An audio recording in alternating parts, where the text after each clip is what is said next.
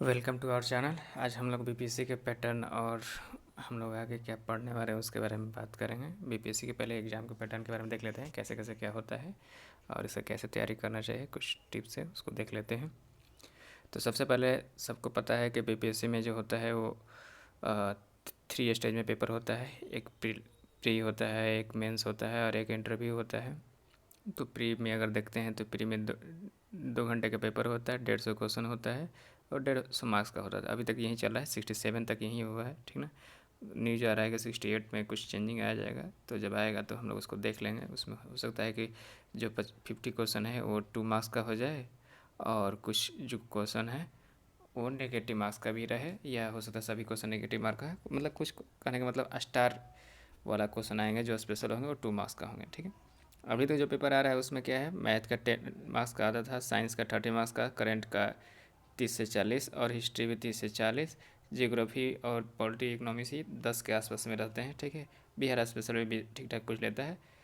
तो हम लोग को जो फोकस एरिया होना चाहिए, क्या होना चाहिए, तो एक तो हम लोग के पास साइंस का होना चाहिए कि साइंस में हम लोग को पकड़ होना चाहिए, करंट में पकड़ होना चाहिए, हिस्ट्री में पकड़ होना चाहिए और बिहार स्पेशल में पकड़।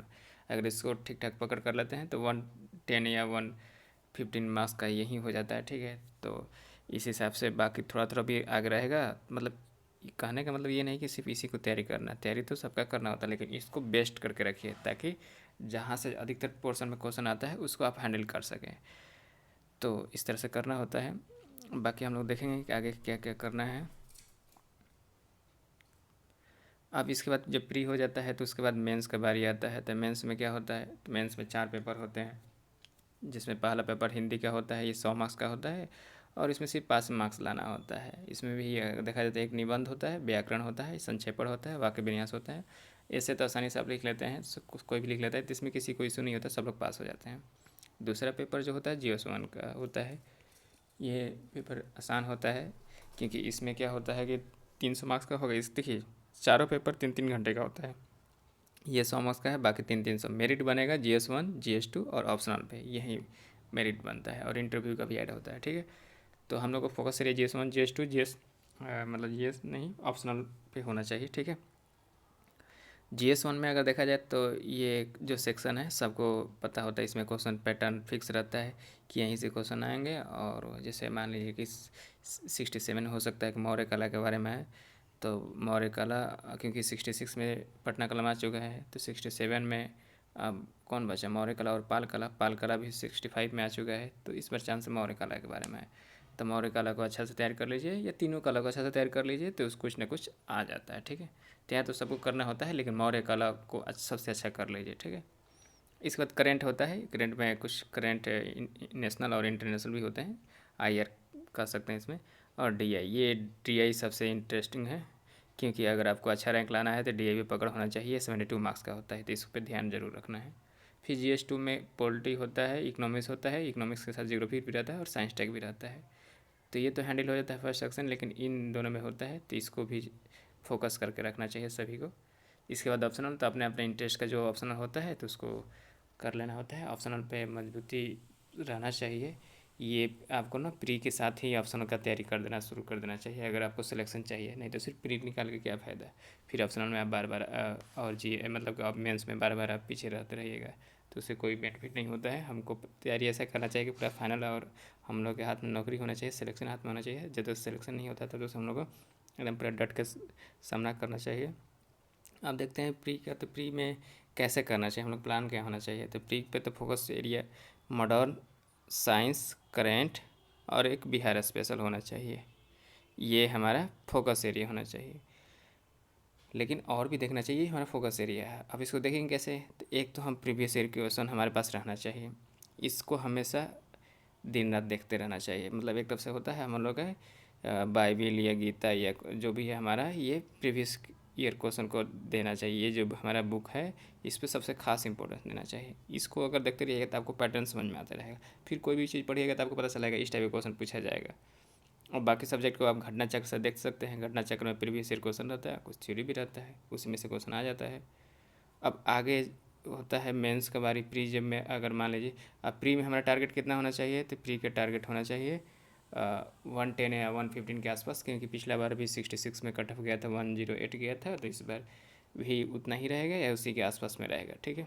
क्योंकि पेपर इस बार भी थोड़ा सा 67 में भी ईजी ही था और काफ़ी लोगों का ठीक ठाक 100 के आसपास नंबर आ रहा है, तो हमेशा उससे ऊपर रहिएगा तभी आपका सिलेक्शन होगा। तो प्री के तो हो गया। अब मेंस में क्या होना चाहिए, तो मेंस में भी प्रीवियस ईयर क्वेश्चन का खास महत्व है और इसमें आंसर राइटिंग फोकस होता है। आंसर राइटिंग तभी देख सकते हैं जब आपके पास कुछ कंटेंट हो, तो कंटेंट भी ठीक ठाक करना चाहिए और डीआई तो प्रैक्टिस करना ही करना है, ठीक है। इस पे आपको टारगेट करना है कि मेंस में अगर 500 नंबर ला देते हैं तो आपका सिलेक्शन हो जाएगा। तो आपको हमेशा टारगेट क्या होना चाहिए, 500 मार्क्स का। और इसमें क्या क्या मतलब लोगों को इसमें परेशान करता है अगर मेंस में, तो एक तो परेशान करता है करंट, एक डीआई और इकोनॉमिक्स जियोग्राफी और साइंस टेक, ये परेशान करता है। तो इसको हम लोग को खास, क्योंकि देखिए क्या होता है कि GS1 में जो फर्स्ट पेपर होता है जैसे कला और ये फ्रीडम स्ट्रगल जो होता है, ये तो सबको पता है।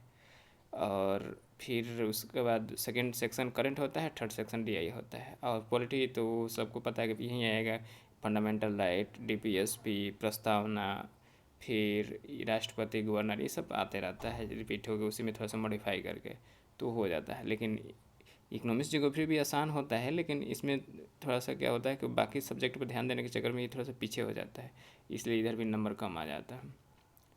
तो जैसा क्वेश्चन है, क्वेश्चन के डिमांड के अनुसार हम लोग को आंसर लिखना होता है और हमारे पास सबसे पहले कंटेंट होना चाहिए।